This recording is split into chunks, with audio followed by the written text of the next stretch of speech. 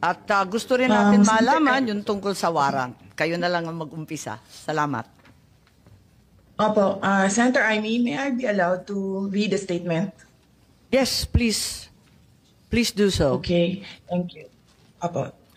Mga kababayan, on March 11, 2025, former President Rodrigo Roa Duterte was forcibly taken by the Philippine National Police upon his arrival at the Ninoy Aquino International Airport. He was brought to Villamor Air Base, a military air base, detained for nearly 12 hours, and then flown out of the country on a private jet to The Hague, all allegedly because of a warrant issued by the International Criminal Court. This was patently an illegal arrest. This constitutes extraordinary rendition. A Filipino citizen, a former president, was taken into custody without a valid warrant issued by a Philippine court, without due process, and without any legal basis under our laws. The Constitution is clear.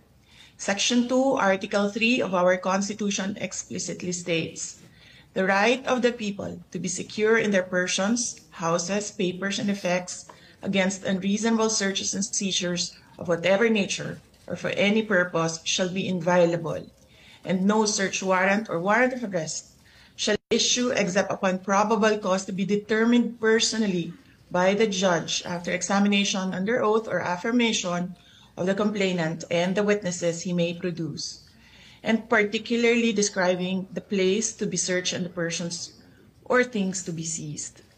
This means that for an arrest to be lawful, it must be carried out pursuant to a warrant issued by a Filipino judge of a Philippine court.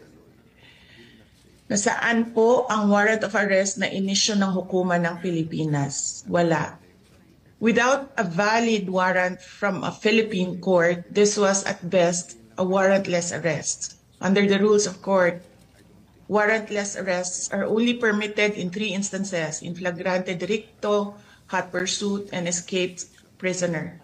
None of these circumstances applied to the case of the former president. So, what was the legal basis of his arrest? The authorities acted solely on an ICC warrant, a document that has no legal effect in the Philippines unless reviewed and validated by a Philippine court. In fact, even assuming without conceding that the government itself wished to recognize and enforce the ICC's warrant, it still violated the Rome Statute itself.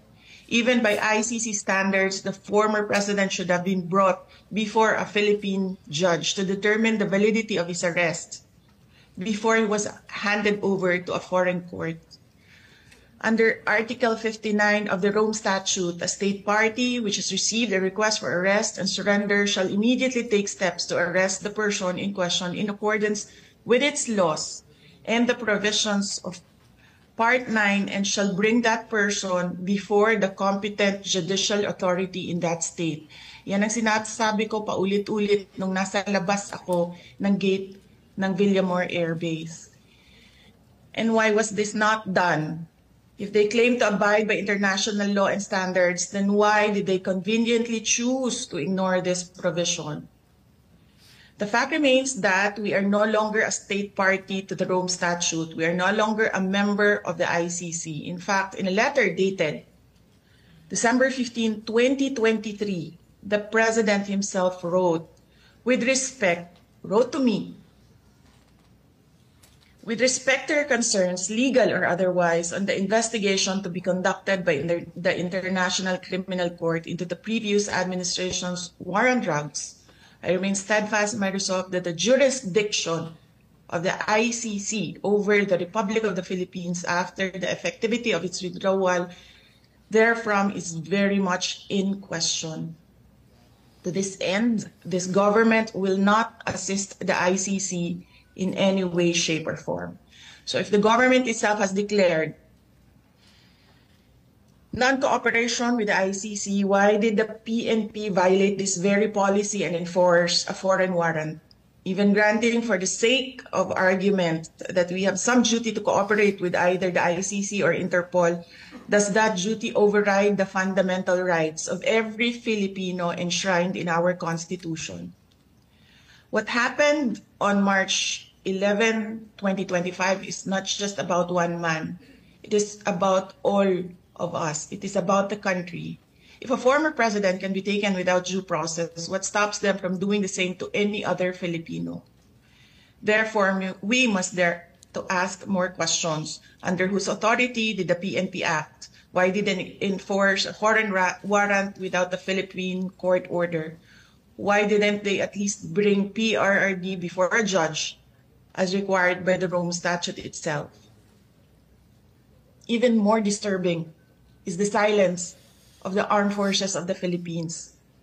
Why did the AFP stand idly by while a former commander-in-chief was taken from a military base under questionable circumstances? How could they allow a foreign tribunal to override on our constitutional guarantees? We have now lost a former president. I pray that we do not lose the country next. Your Honor, Senators Cayetano and Marcos and other senators present, alam naman natin lahat at alam nila na mali ang ginawa nila. Ginawa nila yon just to demolish political opponents. This is all about politics. The administration is using government resources, the ICC, to demolish the opposition. Wala na tayong argument. Mali ang ginawa. Ang tanong ngayon, ano ang gagawin natin para maibalik ang dating Pangulo sa Pilipinas? Kasi nag-iisa ako ngayon dito na gumagawa ng paraan para maibalik ang ating dating Pangulo sa ating bayan. Thank you. Maraming salamat sa ating Vice Presidente at